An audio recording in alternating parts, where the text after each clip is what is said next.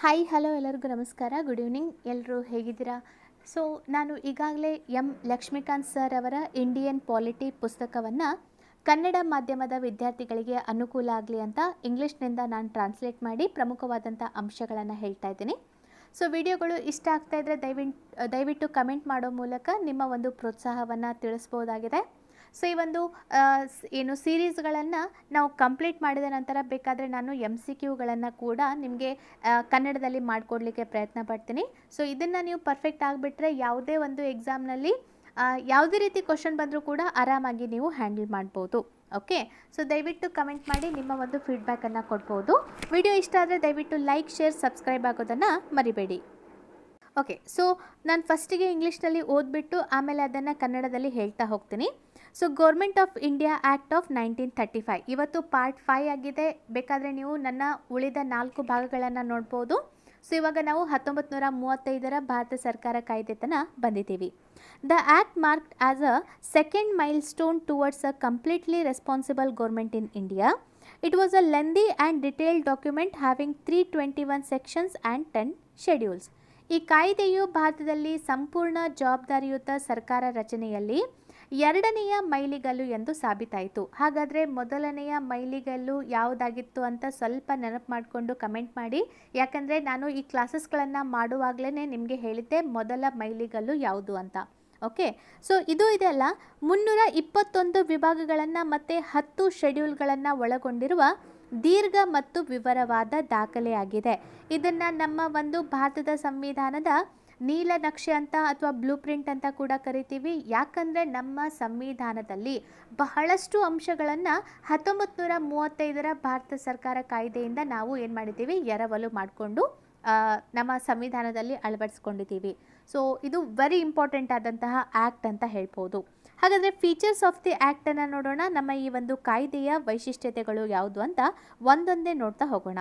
Okay, so first one ಇದೆ ಅಲ್ಲ, It provided for the establishment of an all India Federation consisting of provinces and princely states as units. ಅಖಿಲ ಭಾರತ ಒಕ್ಕೂಟವನ್ನು ಸ್ಥಾಪಿಸಿತು. ಇದರಲ್ಲಿ ರಾಜ್ಯ ಮತ್ತು ರಾಜಪ್ರಭುತ್ವದ ರಾಜ್ಯಗಳನ್ನು ಒಂದು ಘಟಕವಾಗಿ ಪರಿಗಣಿಸಲಾಗಿದೆ. ಸೊ ಇದು ಏನು ಅಖಿಲ ಭಾರತ ಒಕ್ಕೂಟ ಅಥವಾ ಆಲ್ ಇಂಡಿಯಾ ಫೆಡರೇಷನನ್ನು, ಸೊ ಇದರಲ್ಲಿ ಪ್ರಮುಖವಾಗಿ ರಾಜ್ಯಗಳನ್ನು, ಸೊ ಪ್ರೊವಿನ್ಸಸ್ ಪ್ರಾಂತ್ಯಗಳನ್ನು ಮತ್ತು ಪ್ರಿನ್ಸ್ಲಿ ಸ್ಟೇಟ್ಸ್ಗಳನ್ನು ಇದು ಏನು ಮಾಡಿತ್ತು, ಘಟಕವಾಗಿ ಪರಿಗಣಿಸಲಾಯಿತು. The act divided the powers between the centre and units in terms of 3 list. ಇದು ಈ ಒಂದು ಕಾಯ್ದೆ ಕೇಂದ್ರ ಮತ್ತು ಘಟಕಗಳ ನಡುವೆ ಅಧಿಕಾರವನ್ನು 3 ಪಟ್ಟಿಗಳ ಆಧಾರದ ಮೇಲೆ ವಿಂಗಡಿಸಲಾಗಿದೆ.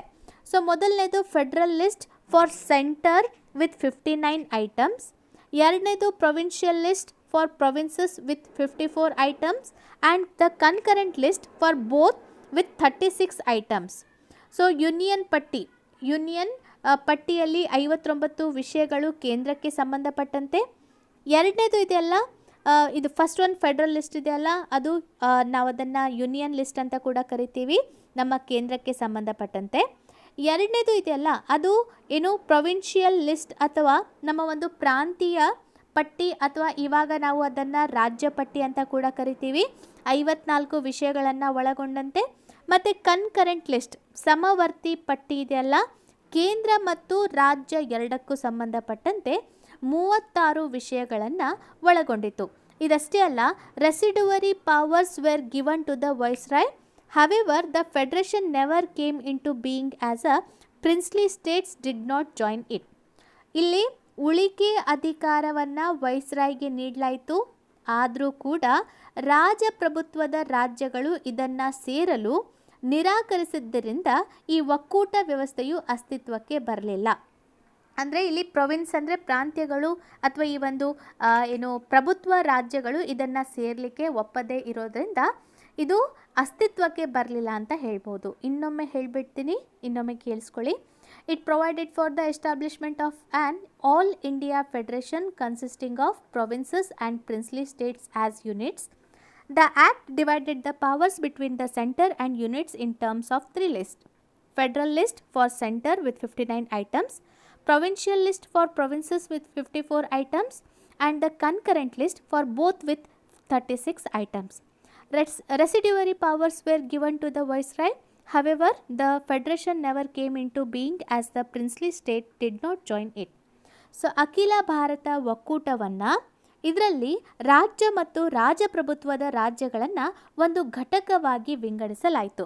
ಓಕೆ, ಸೊ ಆಮೇಲೆ ಈ ಒಂದು ಕಾಯ್ದೆಯು ಕೇಂದ್ರ ಮತ್ತು ಘಟಕಗಳ ನಡುವೆ ಅಧಿಕಾರವನ್ನು 3 ಪಟ್ಟಿಗಳ ಆಧಾರದ ಮೇಲೆ ವಿಂಗಡಿಸಿತು. ಮೊದಲನೇದು ಫೆಡ್ರಲ್ ಲಿಸ್ಟ್ ಅಥವಾ ಅದನ್ನು ಯೂನಿಯನ್ ಲಿಸ್ಟ್ ಅಂತ ಕೂಡ ಕರಿತೀವಿ, 59 ವಿಷಯಗಳೊಂದಿಗೆ.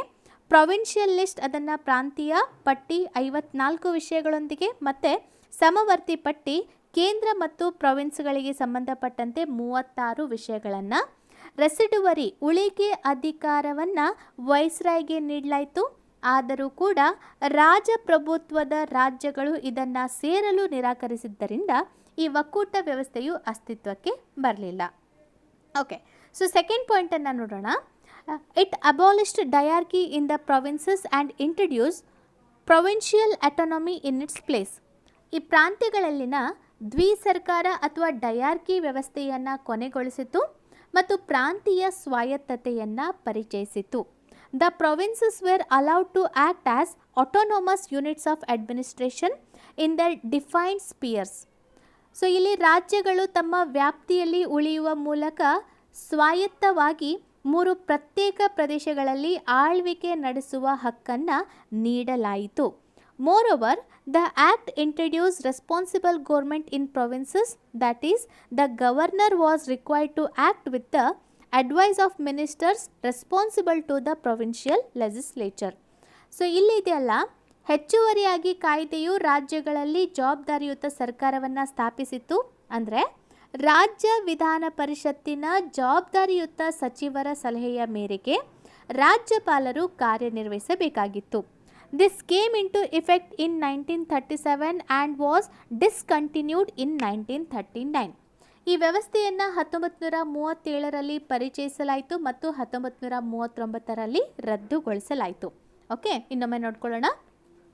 It abolished dyarchy in the provinces and introduce provincial autonomy in its place. The provinces were allowed to act as autonomous units of administration in their defined sphere. Moreover, the act introduced responsible government in provinces, that is, the governor was required to act with the advice of ministers responsible to the provincial legislature. This came into effect in 1937 and was discontinued in 1939. ಪ್ರಾಂತ್ಯಗಳಲ್ಲಿ ದ್ವಿಸರ್ಕಾರ ಅಥವಾ diarchy ವ್ಯವಸ್ಥೆಯನ್ನು ಕೊನೆಗೊಳಿಸಲಾಯಿತು. ಪ್ರಾಂತೀಯ ಸ್ವಾಯತ್ತತೆಯನ್ನು ಪರಿಚಯಿಸಿತು. ರಾಜ್ಯಗಳು ತಮ್ಮ ವ್ಯಾಪ್ತಿಯಲ್ಲಿ ಉಳಿಯುವ ಮೂಲಕ ಸ್ವಾಯತ್ತವಾಗಿ ಪ್ರತ್ಯೇಕ ಪ್ರದೇಶಗಳಲ್ಲಿ ಆಳ್ವಿಕೆ ನಡೆಸುವ ಹಕ್ಕನ್ನು ನೀಡಲಾಯಿತು. ಹೆಚ್ಚುವರಿಯಾಗಿ ಕಾಯ್ದೆಯು ರಾಜ್ಯಗಳಲ್ಲಿ ಜವಾಬ್ದಾರಿಯುತ ಸರ್ಕಾರವನ್ನು ಸ್ಥಾಪಿಸಿತು. ಅಂದರೆ ರಾಜ್ಯ ವಿಧಾನ ಪರಿಷತ್ತಿನ ಜವಾಬ್ದಾರಿಯುತ ಸಚಿವರ ಸಲಹೆಯ ಮೇರೆಗೆ ರಾಜ್ಯಪಾಲರು ಕಾರ್ಯನಿರ್ವಹಿಸಬೇಕಾಗಿತ್ತು. ಸೊ ಈ ವ್ಯವಸ್ಥೆ 1937ರಲ್ಲಿ ಪರಿಚಯಿಸಲಾಯಿತು, ಆದರೆ 1939ರಲ್ಲಿ ಇದನ್ನು ರದ್ದುಗೊಳಿಸಲಾಯಿತು. ಓಕೆ, ಸೊ ಹಾಗಾದರೆ ಥರ್ಡ್ ಪಾಯಿಂಟನ್ನು ನೋಡೋಣ. ಥರ್ಡ್ ಪಾಯಿಂಟ್ ಏನು ಹೇಳುತ್ತೆ? It provided for the adoption of dyarchy at the centre. Consequently, the federal subjects were divided into reserved subject and transferred subjects. However, this provision of the act did not come into operation at all. ಉಭಯ ಸರ್ಕಾರದ ವ್ಯವಸ್ಥೆಯನ್ನು ಕೇಂದ್ರದಲ್ಲಿ ಉಭಯ ಸರ್ಕಾರದ ವ್ಯವಸ್ಥೆಯನ್ನು ಪರಿಚಯಿಸಿತು. Federal ವಿಷಯಗಳನ್ನು ಸ್ಥಳಾಂತರಿಸಲಾಯಿತು. So federal subjects were divided into, so 2 ವಿಷಯಗಳಲ್ಲಿ ಅದನ್ನು ಏನು ಮಾಡಲಾಯಿತು? ಫೆಡ್ರಲ್ ವಿಷಯಗಳನ್ನು 2 ವಿಭಾಗಗಳಲ್ಲಿ ಡಿವೈಡ್ ಮಾಡಲಾಯಿತು. ಮೊದಲನೇದು ರಿಸರ್ವ್ಡ್ ಸಬ್ಜೆಕ್ಟ್ಸ್ ಮತ್ತು ಇನ್ನೊಂದು ಟ್ರಾನ್ಸ್ಫರ್ಡ್ ಸಬ್ಜೆಕ್ಟ್ಸ್ ಅಂತ. ಮೀಸಲು ಪಟ್ಟಿ, ಇನ್ನೊಂದು ಇದೆಯಲ್ಲ ಟ್ರಾನ್ಸ್ಫರ್, ವರ್ಗಾವಣೆ ಮಾಡುವ ವಿಷಯಗಳು ಅಂತ 2 ರೀತಿಯಾಗಿ ಡಿವೈಡ್ ಮಾಡಲಾಯಿತು. ಈ ನಿಬಂಧನೆಯನ್ನು ಆದರೂ ಕೂಡ ಈ ಒಂದು ನಿಬಂಧನೆಯನ್ನು ಯಾವತ್ತೂ ಕೂಡ ಜಾರಿಗೊಳಿಸಲಾಗಲಿಲ್ಲ. ಇನ್ನೊಮ್ಮೆ ಹೇಳಿಬಿಡ್ತೀನಿ. It provided for the adoption of dyarchy at the centre. Consequently, the federal subjects were divided into reserved subject and transferred subject. However, this provision of the act did not come into operation at all. So ಉಭಯ ಸರ್ಕಾರ ವ್ಯವಸ್ಥೆಯನ್ನು ಏನು ಕೇಂದ್ರದಲ್ಲಿ ಪರಿಣಾಮಕಾರಿಯಾಗಿ ಪರಿಚಯಿಸಲು ನಿರ್ಣಯಿಸಲಾಯಿತು. ಮತ್ತು ಈ ಒಂದು ಫೆಡ್ರಲ್ ವಿಷಯಗಳನ್ನು ಎರಡು ರೀತಿಯಾಗಿ ಡಿವೈಡ್ ಮಾಡಬೇಕು ಅಂತ. ಮೊದಲನೇದು ಮೀಸಲು ಪಟ್ಟಿ, ಇನ್ನೊಂದು ವರ್ಗಾವಣೆ ಪಟ್ಟಿ ಅಂತ. ಆದರೂ ಕೂಡ ಈ ನಿಬಂಧನೆಯನ್ನು ಯಾವಾಗಲೂ ಕೂಡ ಜಾರಿಗೊಳಿಸಲಾಗಲಿಲ್ಲ. ಸೊ ಥರ್ಡ್ ಪಾಯಿಂಟ್ ಕ್ಲಿಯರ್ ಆಯಿತು. 4ನೇ ಪಾಯಿಂಟ್ ಹೋಗೋಣ. So it introduced bicameralism in 6 out of 11 provinces. Thus, the legislature of Bengal, Bombay, Madras, Bihar, Assam and the United Provinces were made bicameral, consisting of legislative council and a legislative assembly. However, many restrictions were placed on them. So ಇದು 11 ರಾಜ್ಯಗಳ ಪೈಕಿ 6 ರಾಜ್ಯಗಳಲ್ಲಿ ದ್ವಿಸದನ ವ್ಯವಸ್ಥೆಯನ್ನು ಪರಿಚಯಿಸಿತು. 11 ರಾಜ್ಯಗಳ ಪೈಕಿ 6 ರಾಜ್ಯಗಳಲ್ಲಿ ದ್ವಿಸದನ ವ್ಯವಸ್ಥೆಯನ್ನು ಪರಿಚಯಿಸಿತು. ಹೀಗಾಗಿ ಬಂಗಾಳ, ಬಾಂಬೆ, ಮದ್ರಾಸ್, ಬಿಹಾರ, ಅಸ್ಸಾಂ, ಯುನೈಟೆಡ್ ಪ್ರೊವಿನ್ಸ್ಗಳಲ್ಲಿ ದ್ವಿಸದನ ಶಾಸಕಾಂಗ ಮಂಡಳಿಗಳನ್ನು ಮತ್ತು ಅಸೆಂಬ್ಲಿಗಳನ್ನು, ಅಂದರೆ ಲೆಜಿಸ್ಲೇಟಿವ್ ಕೌನ್ಸಿಲ್ ಅಂದರೆ ಸೊ ಇದು ನಮ್ಮ ವಿಧಾನ ಪರಿಷತ್ತನ್ನು, ಅಂದರೆ ಅಪ್ಪರ್ ಹೌಸ್ ಮೇಲ್ಮನೆ, ಮತ್ತು ಲೆಜಿಸ್ಲೇಟಿವ್ ಅಸೆಂಬ್ಲಿ ಅಂದರೆ ಸೊ ಇದು ನಮ್ಮ ಕೆಳಮನೆ, ವಿಧಾನಸಭೆ ನಮ್ಮ ಕೆಳಮನೆ. ಸೊ ಇದನ್ನು ರಚನೆ ಮಾಡಲಿಕ್ಕೆ ಅವಕಾಶ ನೀಡಲಾಯಿತು. ಸೊ ಆದರೂ ಕೂಡ ಇವುಗಳ ಮೇಲೆ ಹಲವು ರೀತಿಯ ನಿರ್ಬಂಧಗಳಿತ್ತು. ಓಕೆ, ಸೊ ಕ್ಲಿಯರ್ ಅಂತ ಅನ್ಕೋತೀನಿ, ಅಥವಾ ಇನ್ನೊಮ್ಮೆ ಕನ್ನಡದಲ್ಲಿ ಹೇಳಿಬಿಡ್ತೀನಿ. ಸೊ ಇದು 11 ರಾಜ್ಯಗಳ ಪೈಕಿ 6 ರಾಜ್ಯಗಳಲ್ಲಿ ದ್ವಿಸದನ ವ್ಯವಸ್ಥೆಯನ್ನು ಪರಿಚಯಿಸಿತು. ಹೀಗಾಗಿ ಬಂಗಾಳ, ಬಾಂಬೆ, ಮದ್ರಾಸ್, ಬಿಹಾರ್, ಅಸ್ಸಾಂ, ಯುನೈಟೆಡ್ ಪ್ರಾವಿನ್ಸ್ಗಳಲ್ಲಿ ಸೊ ದ್ವಿಸದನ ಶಾಸಕಾಂಗ ವ್ಯವಸ್ಥೆಯನ್ನು ಜಾರಿಗೊಳಿಸಲಾಯಿತು. ಸೊ ಇಲ್ಲಿ ವಿಧಾನ ಪರಿಷತ್ತು ಮೇಲ್ಮನೆಯಾಗಿ ಮತ್ತು ವಿಧಾನಸಭೆ ಕೆಳಮನೆಯಾಗಿ ಅಸ್ತಿತ್ವಕ್ಕೆ ಬಂತು. ಆದರೆ ಈ ಒಂದು ವ್ಯವಸ್ಥೆಯ ಮೇಲೆ ಹಲವು ನಿರ್ಬಂಧಗಳು ಇತ್ತು. ಓಕೆ, ಸೊ ಹಾಗಾದರೆ 5th ಪಾಯಿಂಟ್ ನೋಡೋಣ. 5th point, it further extended the principle of communal representation by providing separate electorates for depressed classes, ಅಂದರೆ scheduled classes, women and labour. So ಇದು ದಲಿತ ಜಾತಿಗಳು, ಮಹಿಳೆಯರು ಮತ್ತು ಕಾರ್ಮಿಕ ವರ್ಗಕ್ಕೆ ಪ್ರತ್ಯೇಕ ಚುನಾವಣೆಗಳನ್ನು ಏರ್ಪಡಿಸುವ ಮೂಲಕ ಕೋಮು ಪ್ರಾತಿನಿಧ್ಯದ ವ್ಯವಸ್ಥೆಯನ್ನು ವಿಸ್ತರಿಸಿತು. ಸೊ ಇದು 1935 ಕಾಯ್ದೆ ಇದೆಯಲ್ಲ, 1909 ಕಾಯ್ದೆಯಿಂದ, ಮಾರ್ಲೆಮೆಂಟೋ ಸುಧಾರಣೆಯಿಂದ ಈ ಕೋಮು ಮತದಾರರ ವ್ಯವಸ್ಥೆಯನ್ನು ಜಾರಿಗೊಳಿಸಲಾಗಿತ್ತು. ಆದರೆ ಮುಂದೆ ಕಂಟಿನ್ಯೂ ಆಗಿ ಈ ಒಂದು ಕಾಯ್ದೆಯಲ್ಲಿ ಅದನ್ನು ಹಾಗೆ ವಿಸ್ತರಿಸಲಿಕ್ಕೆ, ಆದರೆ ಯಾರ್ಯಾರಿಗೆ, ಶೆಡ್ಯೂಲ್ಡ್ ಕಾಸ್ಟ್ಗೆ, ಮಹಿಳೆಯರಿಗೆ ಮತ್ತು ಕಾರ್ಮಿಕ ವರ್ಗರಿಗೆ ಪ್ರತ್ಯೇಕ ಚುನಾವಣೆಗಳನ್ನು ಏರ್ಪಡಿಸುವ ಮೂಲಕ ಕೋಮು ಪ್ರಾತಿನಿಧ್ಯದ ವ್ಯವಸ್ಥೆಯನ್ನು ಇದು ಮುಂದುವರಿಸುತ್ತೆ. ಓಕೆ, ಸೊ 6th ಪಾಯಿಂಟ್ ನೋಡೋಣ. It abolished the council of India established by the government of India act of 1858. The Secretary of State for India was provided with a team of advisor. Bharat ಸರ್ಕಾರ ಕಾಯ್ದೆ 1858ರಿಂದ ಸ್ಥಾಪಿಸಲಾದ council of ಇಂಡಿಯಾವನ್ನು ರದ್ದುಗೊಳಿಸಿತು. ಭಾರತದ ಕಾರ್ಯದರ್ಶಿ ಇಂಗ್ಲೆಂಡ್ನಲ್ಲಿ ಸಲಹೆಗಾರರ ತಂಡವನ್ನು ಪಡೆದರು. So it abolished council of India. So council of ಇಂಡಿಯಾವನ್ನು ಯಾವ ಒಂದು ಇದು ಕಾಯ್ದೆ ಜಾರಿಗೊಳಿಸಿತು ಅಂದರೆ 1858 ಕಾಯ್ದೆ. ಸೊ 1858 ಕಾಯ್ದೆ ಜಾರಿಗೊಳಿಸಿದ ಕೌನ್ಸಿಲ್ ಆಫ್ ಇಂಡಿಯಾವನ್ನು 1935 ಭಾರತ ಸರ್ಕಾರ ಕಾಯ್ದೆ ರದ್ದುಗೊಳಿಸುತ್ತೆ ಮತ್ತು ಭಾರತದ ಕಾರ್ಯದರ್ಶಿ ಇಂಗ್ಲೆಂಡ್ನಲ್ಲಿ ಸಲಹೆಗಾರರ ತಂಡವನ್ನು ಪಡ್ಕೊಳ್ಳುತ್ತೆ. ಸೊ 7th ಪಾಯಿಂಟ್ ಇದೆಯಲ್ಲ, 7th ಪಾಯಿಂಟ್ ಏನು ಹೇಳುತ್ತೆ? So it extended franchise about 10% of the total population got the voting right. So ಇದು ಏನು ಮಾಡುತ್ತೆ, ಈ ಫ್ರಾಂಚೈಸನ್ನು ವಿಸ್ತರಿಸುತ್ತೆ. ಅಂದರೆ ಇಲ್ಲಿ ಪ್ರಮುಖವಾಗಿ ಇದು ಫ್ರಾಂಚೈಸನ್ನು ವಿಸ್ತರಿಸುತ್ತೆ. ಜನಸಂಖ್ಯೆಯ ಸುಮಾರು 10% ಜನರು ಮತದಾನದ ಹಕ್ಕನ್ನು ಪಡ್ಕೊಂಡ್ರು. ಸೊ ಇದು ಫ್ರಾಂಚೈಸನ್ನು ವಿಸ್ತರಿಸುವ ಮೂಲಕ ಜನಸಂಖ್ಯೆಯ ಪಾಪ್ಯುಲೇಷನ್ನ ಅಥವಾ ಜನಸಂಖ್ಯೆಯ ಸುಮಾರು ಎಷ್ಟು ಪರ್ಸೆಂಟ್ ಅಂದರೆ 10% ಜನರು ಮತದಾನದ ಹಕ್ಕನ್ನು ಪಡ್ಕೋತಾರೆ. ಸೊ ನೆಕ್ಸ್ಟ್ ಇದೆಲ್ಲ 8th ಪಾಯಿಂಟ್. 8th ಪಾಯಿಂಟ್ ಏನು ಹೇಳುತ್ತೆ?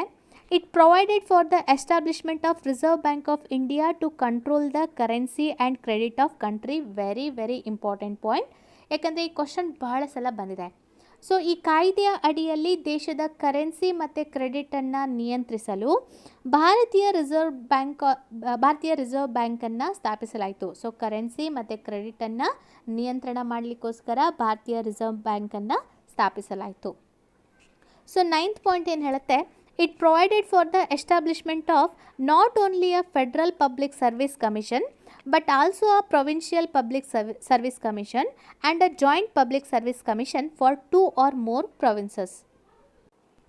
ಓಕೆ, ಸೊ ಇಲ್ಲಿ ಏನು ಹೇಳಲಾಗ್ತಾ ಇದೆ, ಇಲ್ಲಿ ಪ್ರಮುಖವಾಗಿ ಫೆಡರಲ್ ಪಬ್ಲಿಕ್ ಸರ್ವಿಸ್ ಕಮಿಷನನ್ನು ಮಾತ್ರವಲ್ಲದೆ ಪ್ರಾಂತೀಯ ಸೇವಾ ಆಯೋಗವನ್ನು ಮತ್ತು ಏನು ಜಂಟಿ ರಾಜ್ಯಗಳಿಗೆ ಜಂಟಿ ಸೇವಾ ಆಯೋಗವನ್ನು, ಎಂತಹ ರಾಜ್ಯಗಳಿಗೆ 2 ಅಥವಾ 2ಕ್ಕಿಂತ ಹೆಚ್ಚು ರಾಜ್ಯಗಳಿಗೆ ಜಂಟಿ ಸೇವಾ ಆಯೋಗವನ್ನು ಸ್ಥಾಪಿಸಿತು.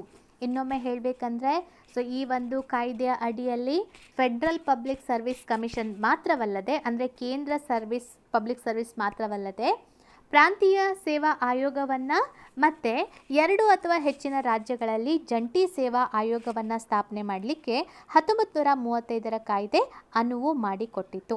ಓಕೆ, ಸೊ ನೆಕ್ಸ್ಟ್ ಇದೆಲ್ಲ 10th ಪಾಯಿಂಟ್ ಅಂತ ಹೇಳಬೇಕಂದ್ರೆ, ಇಟ್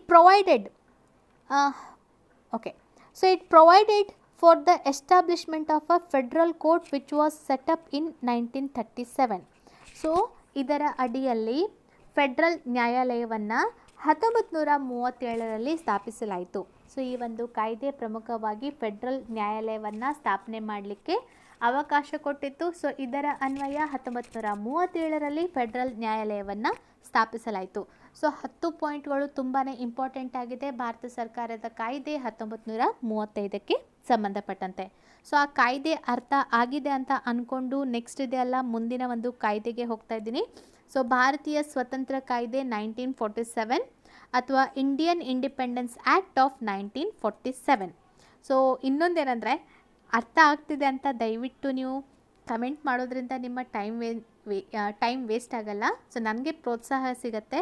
ಇನ್ನೂ ಸಿಲೆಬಸ್ ತುಂಬ ಇದೆ, ನಾನು ಇನ್ನೂ ಜಾಸ್ತಿ ಎಫರ್ಟ್ ಹಾಕಲಿಕ್ಕೆ ಅದೊಂದು ನನಗೆ ಮೋಟಿವೇಶನ್ ಅಂತ ಹೇಳ್ಬೋದು. Okay, so on February 20, 1947, the British Prime Minister Clement Attlee declared that the British rule in India would end by June 30, 1948, after which the power would be transferred to a responsible Indian hands.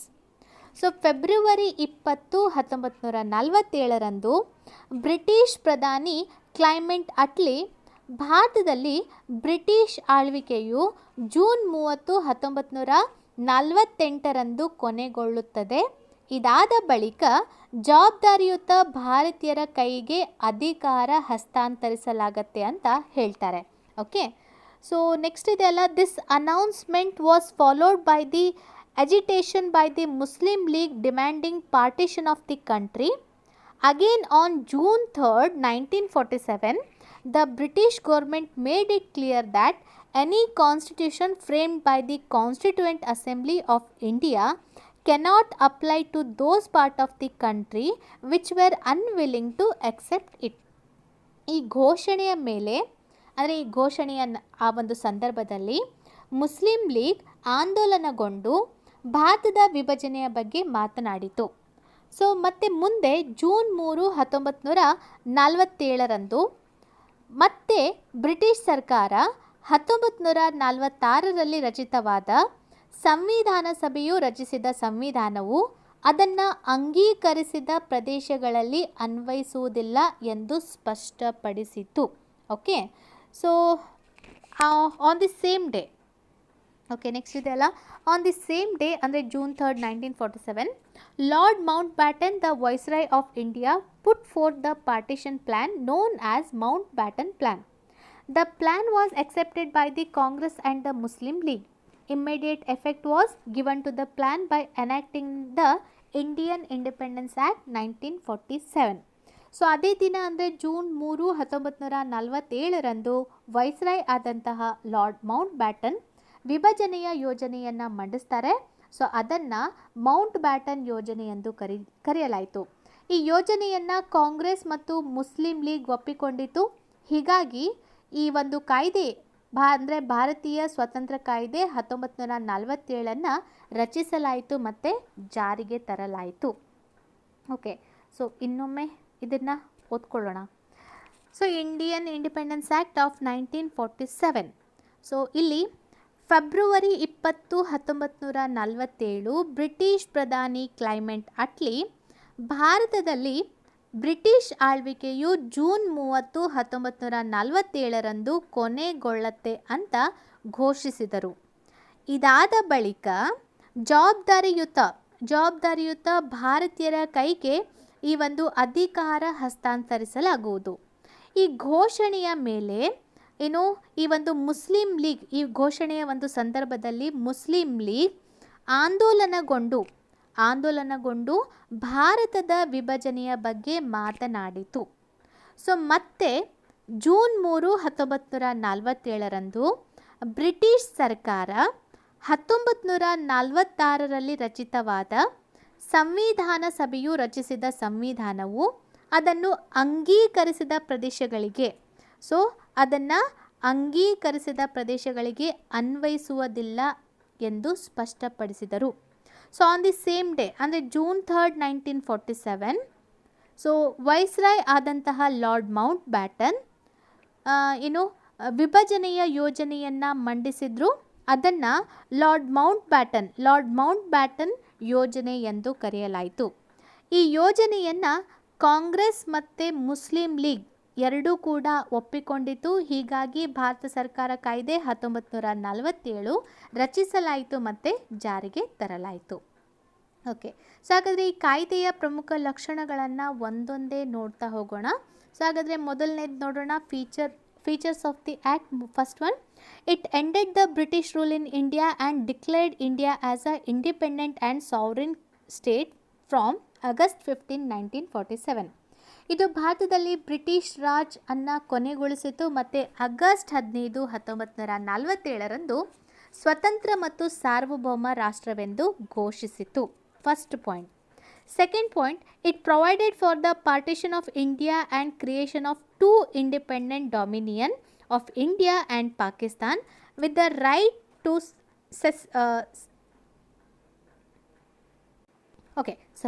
It provided for the partition of India and creation of 2 independent dominions of India and Pakistan with the right to secede from the British Commonwealth. So ಇಲ್ಲಿ ಇದೆಯಲ್ಲ, ಏನಂತ ಹೇಳಬೇಕಂದ್ರೆ ಇದು ಭಾರತವನ್ನು ಎರಡು ಸ್ವತಂತ್ರ ಪ್ರಭುತ್ವ ಸಾರ್ವಭೌಮಗಳಾಗಿ ವಿಂಗಡಿಸಿತು. So ಇದರಲ್ಲಿ ಪ್ರಮುಖವಾಗಿ ಭಾರತ ಮತ್ತು ಪಾಕಿಸ್ತಾನ್ ರಾಷ್ಟ್ರಗಳನ್ನು ರಚಿಸಿದ್ರು ಮತ್ತು ಕಾಮನ್ವೆಲ್ತ್ ಪ್ರತ್ಯೇಕ ಇದರಿಂದ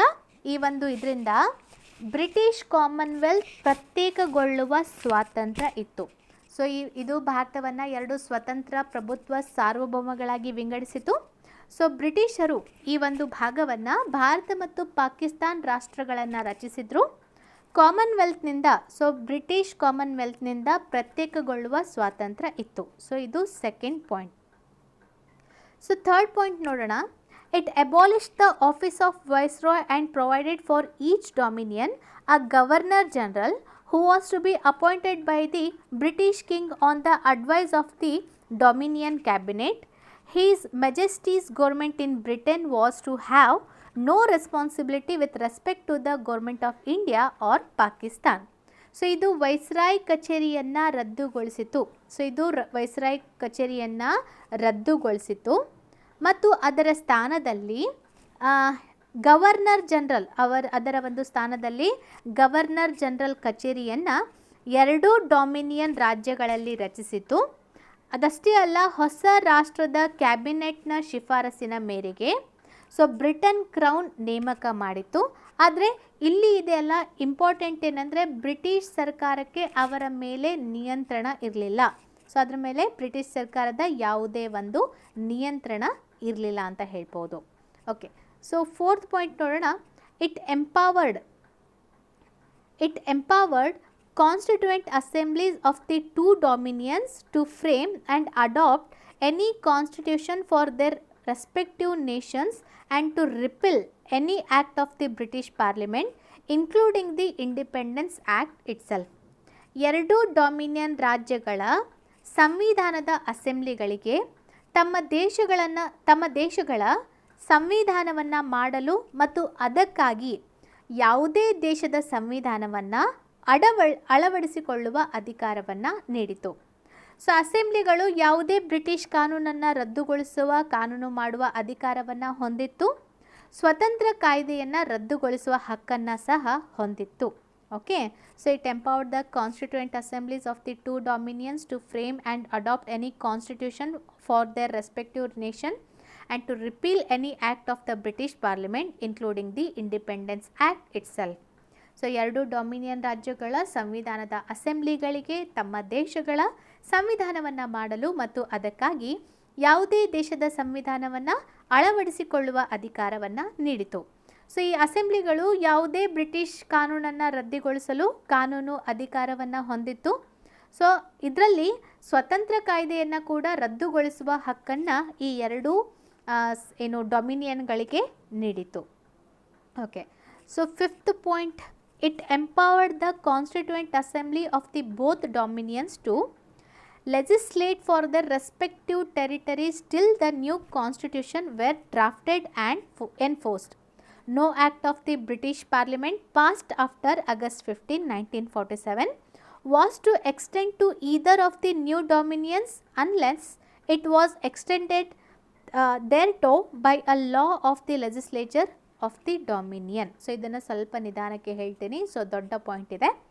ಸೊ ಎರಡೂ ಡೊಮಿನಿಯನ್ ರಾಜ್ಯಗಳ ಸಂವಿಧಾನಿಕ ಅಸೆಂಬ್ಲಿಗಳ ಹೊಸ ಸಂವಿಧಾನವನ್ನು ರಚಿಸುವವರೆಗೆ, ಸೊ ಅವಾಗ ಪಾರ್ಟಿಷನ್ ಆಯ್ತಲ್ಲ ಭಾರತ ಮತ್ತು ಪಾಕಿಸ್ತಾನ ಅಂತ, ಸೊ ಎರಡೂ ಒಂದು ದೇಶಗಳು ತಮ್ಮ ಹೊಸ ಸಂವಿಧಾನವನ್ನು ರಚಿಸುವವರೆಗೆ ಅಥವಾ ಅದನ್ನು ಕಾರ್ಯಗತಗೊಳಿಸುವವರೆಗೆ ಅವರು ತಮ್ಮ ಪ್ರಾಂತ್ಯಗಳಿಗೆ ಅಸೆಂಬ್ಲಿಗಳನ್ನು ರಚಿಸಬಹುದು ಎಂಬ ಅಧಿಕಾರವನ್ನು ನೀಡಲಾಯಿತು.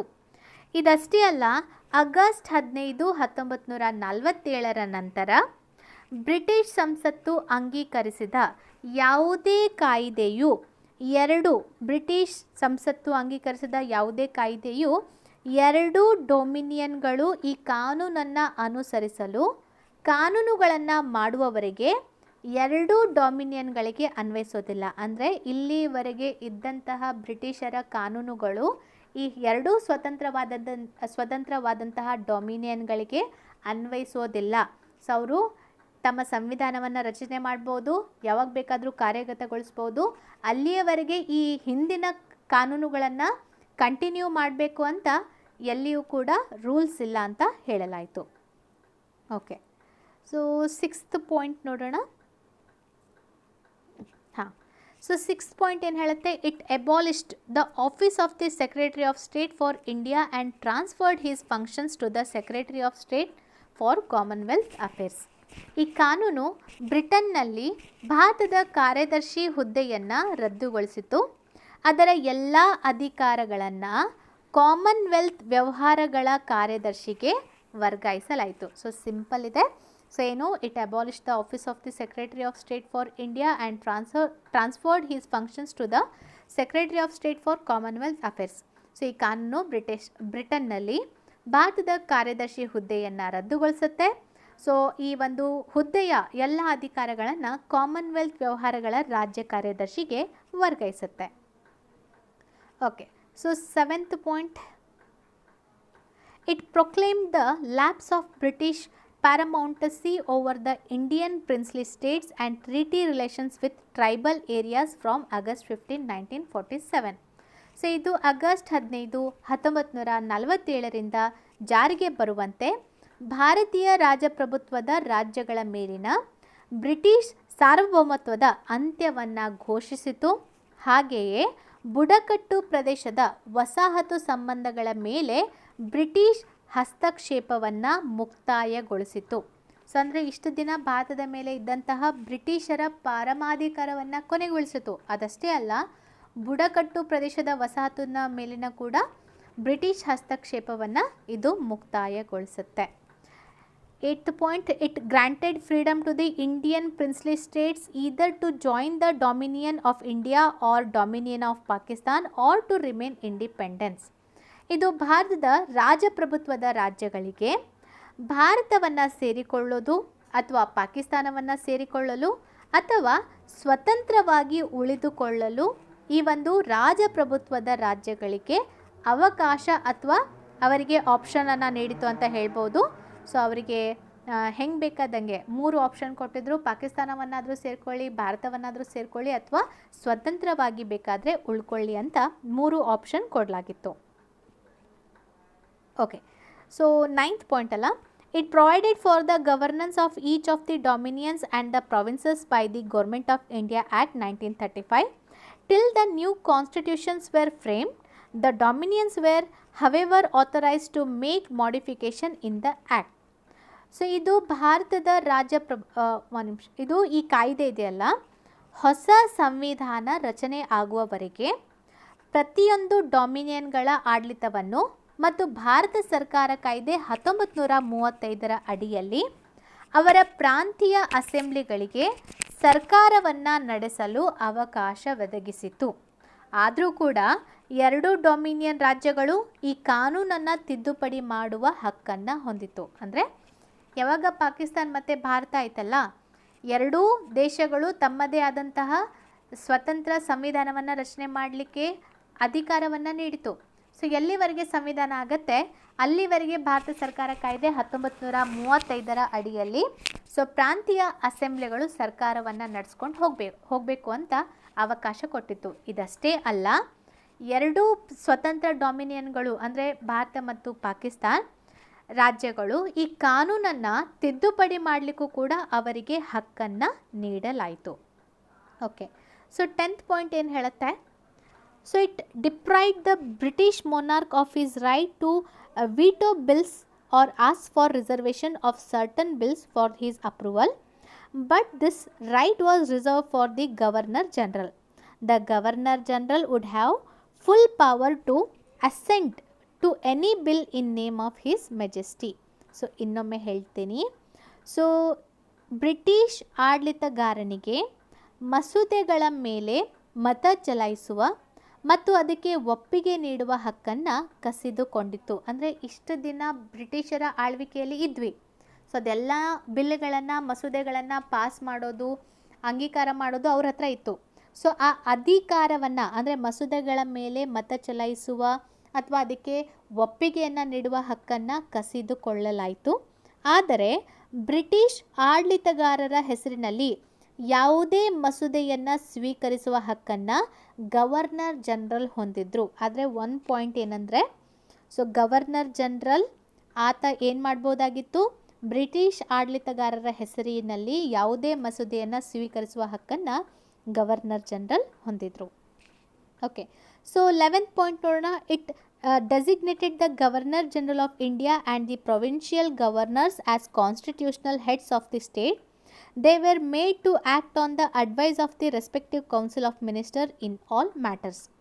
ಸೊ ಈ ಒಂದು ಕಾಯ್ದೆಯ ಅಡಿಯಲ್ಲಿ ಭಾರತದ ಗವರ್ನರ್ ಜನರಲ್ ಮತ್ತು ಪ್ರಾಂತೀಯ ಗವರ್ನರ್ ಜನರಲ್ಗಳನ್ನು ರಾಜ್ಯಗಳ ಸಂವಿಧಾನಿಕ ಮುಖ್ಯಸ್ಥರನ್ನಾಗಿ ನೇಮಿಸಲಾಯಿತು. ಅವರು ಎಲ್ಲ ವಿಷಯಗಳಲ್ಲಿ ರಾಜ್ಯಗಳ ಮಂತ್ರಿಮಂಡಲದ ಸಲಹೆಯ ಮೇರೆಗೆ ಕಾರ್ಯನಿರ್ವಹಿಸಬೇಕಾಗಿತ್ತು. ಸೊ ಇವಾಗಲೂ ಕೂಡ ಅದೇ ಇದೆ.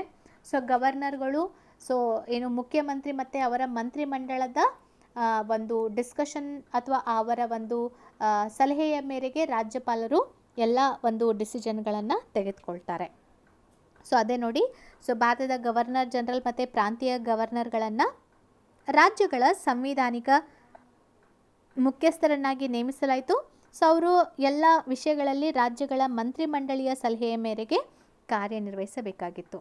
ಓಕೆ, ಸೊ 12th ಪಾಯಿಂಟ್ ಇದೆಲ್ಲ. It drop the title of emperor of India from the royal titles of the king of England.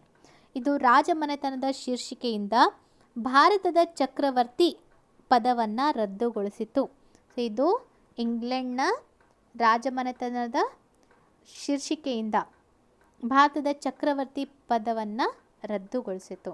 Okay, so 13th point ಇದೆಯಲ್ಲ. ಓಕೆ, ಸೊ 13th ಪಾಯಿಂಟ್ ಏನು ಹೇಳುತ್ತೆ? ಇಟ್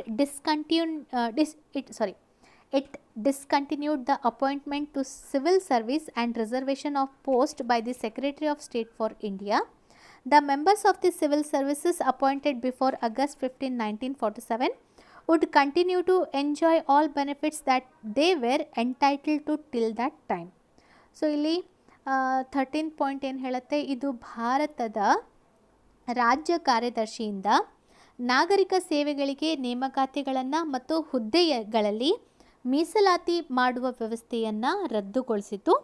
ಆಗಸ್ಟ್ 15, 1947 ಮೊದಲು ನಾಗರಿಕ ಸೇವಾ ನೌಕರರು ಹಿಂದಿನ ಸೌಲಭ್ಯಗಳನ್ನು ಪಡೆಯುತ್ತಲೇ ಇದ್ದರು. ಸೊ ಇದು ಭಾರತದ ಕಾರ್ಯದರ್ಶಿಯಿಂದ ಆ ಅಧಿಕಾರ ತೆಗೆದುಕೊಳ್ಳಲಾಯಿತು. ಅಂದರೆ ನಾಗರಿಕ ಸೇವೆಗಳಿಗೆ ನೇಮಕಾತಿಗಳನ್ನು ಅಥವಾ ಹುದ್ದೆಗಳಲ್ಲಿ ಮೀಸಲಾತಿ ಮಾಡುವ ವ್ಯವಸ್ಥೆಯನ್ನು ಭಾರತದ ಕಾರ್ಯದರ್ಶಿಯಿಂದ ಕಸಿದುಕೊಳ್ಳಲಾಯಿತು. ಸೊ ಇದಕ್ಕಿಂತ ಮುಂಚೆ ಇದ್ದಂತಹ ನಾಗರಿಕರ ಸೇವಾ ನೌಕರರ ಹಿಂದಿನ ಸೌಲಭ್ಯಗಳನ್ನು ಅವರು ಪಡ್ಕೋತಾನೆ ಇದ್ದರು. So final point, at the stroke of mid knight of 14th and 15th August 1947, the British rule came to an end and power was transferred to the two new independent dominions of the India and Pakistan. Lord Mountbatten became the first Governor General of the new Dominion of India. He swore in Jawaharlal Nehru as the first Prime Minister of independent India. The Constituent Assembly of India, formed in 1946, became the Parliament of the Indian Dominion. So 14 ಮತ್ತು 15 August 1947 ಮಧ್ಯರಾತ್ರಿಯಲ್ಲಿ ಭಾರತದಲ್ಲಿ British ಆಳ್ವಿಕೆಯು ಕೊನೆಗೊಂಡಿತು ಮತ್ತು ಎಲ್ಲ ಅಧಿಕಾರಗಳನ್ನು ಎರಡು ಸ್ವತಂತ್ರವಾಗಿ, ಅಂದರೆ ಎರಡು ಹೊಸದಾಗಿ ಸ್ವತಂತ್ರವಾಗಿ ಇದ್ದಂತಹ ಭಾರತ ಮತ್ತು ಪಾಕಿಸ್ತಾನಗಳಿಗೆ ವರ್ಗಾಯಿಸಲಾಯಿತು. ಲಾರ್ಡ್ ಮೌಂಟ್ ಬ್ಯಾಟನ್ ಅವರನ್ನು ಇಂಡಿಯಾದ ಮೊದಲ ಗವರ್ನರ್ ಜನರಲ್ ಆಗಿ ನೇಮಕ ಮಾಡಲಾಯಿತು. ಸೊ ಅವರು ಜವಾಹರ್ಲಾಲ್ ನೆಹರು ಅವರಿಗೆ ಭಾರತದ ಮೊದಲ ಪ್ರಧಾನಮಂತ್ರಿಯಾಗಿ ಪ್ರಮಾಣ ವಚನ ಬೋಧಿಸಿದರು. 1946ರಲ್ಲಿ ರಚಿತವಾದ ಸಂವಿಧಾನ ಸಭೆಯನ್ನು ಭಾರತದ ಸ್ವತಂತ್ರ ಡೊಮಿನಿಯನ್ ಸಂಸತ್ತು ಎಂದು ಅಂಗೀಕರಿಸಲಾಯಿತು. ಸೊ ಇಲ್ಲಿಗೆ ನಮ್ಮ ಹಿಸ್ಟಾರಿಕಲ್ ಬ್ಯಾಕ್ಗ್ರೌಂಡ್ ಮುಗೀತು. ಓಕೆ, ಸೊ ಮಧ್ಯಂತರ ಸರ್ಕಾರ ಆ ಟೈಮ್ನಲ್ಲಿ ಇದ್ದಂಥದ್ದು. ಸೊ ಯಾರ್ಯಾರು ಯಾವ್ಯಾವ ಒಂದು ಪೋಸ್ಟ್ಗಳನ್ನು ಹೊಂದಿದ್ರು. ಜವಾಹರ್ಲಾಲ್ ನೆಹರು ಅವರು external affairs and commonwealth relations, ಕಾಮನ್ವೆಲ್ತ್ನ ಸಂಬಂಧಗಳು ಮತ್ತು ಹೆಚ್ಚಿನ ಅಧಿಕಾರಗಳನ್ನು ಜವಾಹರ್ಲಾಲ್ ನೆಹರೂರವರಿಗೆ. ಸರ್ದಾರ್ ವಲ್ಲಭಭಾಯ್ ಪಟೇಲ್ ಅವರು home information and broadcasting. Doctor Rajendra Prasad ಅವರು ಆಹಾರ ಮತ್ತು ಕೃಷಿ. ಡಾಕ್ಟರ್ ಜಾನ್ ಮಥೈ ಕೈಗಾರಿಕೆ ಮತ್ತು ಸಪ್ಲೈಸ್ಗಳಿಗೆ. ಜಗಜೀವನ್ ರಾವ್ ಲೇಬರ್, ಕಾರ್ಮಿಕರದು. ಸರ್ದಾರ್ ಬಾಲ್ದೇವ್ ಸಿಂಗ್ ಅವರು ಡಿಫೆನ್ಸ್, ರಕ್ಷಣೆಗೆ ಸಂಬಂಧಪಟ್ಟಂತೆ. CH Bhabha works, mine and powers. So ಆ ಒಂದು ಅಧಿಕಾರವನ್ನು ಅವ್ರಿಗೆ ಕೊಡಲಾಯಿತು. ಲಿಯಾಕತ್ ಅಲಿ ಖಾನ್ ಇದು ಫೈನಾನ್ಸ್ಗೆ. Abdul Rab Nishtar post and air. Asaf Ali railway ಮತ್ತು ಟ್ರಾನ್ಸ್ಪೋರ್ಟ್. C ರಾಜಗೋಪಾಲಾಚಾರಿ ಶಿಕ್ಷಣ ಮತ್ತು ಆರ್ಟ್ಸ್. ಆಮೇಲೆ ಚುಂದ್ರಿಗರ್ ಕಾಮರ್ಸ್ಗೆ, ವಾಣಿಜ್ಯಕ್ಕೆ ಸಂಬಂಧಪಟ್ಟಂತೆ. ಗಜ್ನಫರ್ ಅಲಿ ಖಾನ್ ಆರೋಗ್ಯ ಇಲಾಖೆ. ಜೋಗಿಂದರ್ನಾಥ್ ಮಂಡಲ್ ಕಾನೂನು ಇಲಾಖೆ. ಸೊ ಇವರೆಲ್ಲ ಮಧ್ಯಂತರ ಸರ್ಕಾರ. The members of the interim government were members of the viceroy executive council. The Viceroy continued to be the head of the council, but Jawaharlal Nehru was designated as the vice president of the council. So ಆ ಟೈಮ್ನಲ್ಲಿ ಮಧ್ಯಂತರ ಸರ್ಕಾರವನ್ನು ರಚನೆ ಮಾಡಲಾಗಿತ್ತು. So ಮಧ್ಯಂತರ ಸರ್ಕಾರದ ಪ್ರಮುಖವಾದಂತಹ ಜವಾಬ್ದಾರಿಗಳನ್ನು ಇಲ್ಲಿ ಮೇಲ್ಗಡೆ ಕಾಣಿಸ್ತಿರುವಂತಹ ವ್ಯಕ್ತಿಗಳಿಗೆ ನೀಡಲಾಗಿತ್ತು. ಸೊ ಆದರೆ ಇಲ್ಲಿ ಜವಾಹರ್ಲಾಲ್ ನೆಹರು ಅವರು vice president of the council ಆಗಿ ಅವರು ಆಯ್ಕೆಯಾಗಿದ್ದರು ಅಂತ ಹೇಳ್ಬೋದು. ಓಕೆ, ಸೊ ಇದು ಎಲ್ಲ ನಿಮಗೆ ಕೇಳಿಲ್ಲ, ಬೇಕಾದರೆ ನೋಡೋಣ. ಆದರೆ ಸದ್ಯಕ್ಕೆ ಇವೆಲ್ಲ ನಿಮಗೆ ಕೇಳಿಲ್ಲ. ಸೊ ಇಲ್ಲಿಂದ ಹಿಸ್ಟಾರಿಕಲ್ ಬ್ಯಾಕ್ಗ್ರೌಂಡ್ ಮುಗಿಯುತ್ತೆ. ನಾಳೆಯಿಂದ ನೆಕ್ಸ್ಟ್ ಕ್ಲಾಸ್ ಕಂಟಿನ್ಯೂ ಮಾಡ್ತೀನಿ. So first chapter historical background ಇದೆಯಲ್ಲ, ಅಥವಾ ಐತಿಹಾಸಿಕ ಹಿನ್ನೆಲೆ, ಇವತ್ತಿಗೆ ಅಂದರೆ ಪಾರ್ಟ್ 5ನಲ್ಲಿ ಮುಕ್ತಾಯ ಆಗುತ್ತೆ. ಸೊ ನೀವು ಎಲ್ಲ ಪಾರ್ಟ್ಗಳನ್ನು ನೋಡ್ಬೋದು. ಪ್ಲೇಲಿಸ್ಟ್ನಲ್ಲಿ ಹೋಗಿ ಎಂ ಲಕ್ಷ್ಮೀಕಾಂತ್ ಇಂಡಿಯನ್ ಪಾಲಿಟಿ ಅಂತ ನೋಡಿದರೆ ಎಲ್ಲ ವಿಡಿಯೋಗಳು ನಿಮಗೆ ಲಭ್ಯ ಆಗುತ್ತೆ. ಸೊ ಇನ್ನೊಂದು, ದಯವಿಟ್ಟು ಲೈಕ್, ಶೇರ್, ಸಬ್ಸ್ಕ್ರೈಬ್ ಆಗೋದನ್ನು ಮರಿಬೇಡಿ. ಮತ್ತು ಆದಷ್ಟು ನಿಮ್ಮ ಕಮೆಂಟ್ಸ್ಗಳ ಮೂಲಕ ನನಗೆ ಪ್ರೋತ್ಸಾಹ ಕೊಡ್ಬೋದು. Thank you so much. ಇನ್ನೊಂದು, ದಯವಿಟ್ಟು ಅರ್ಥ ಆಗ್ತಿದೆ ಇಲ್ಲೋ ಅಂತ ಹೇಳ್ಬೋದು. Okay, thank you.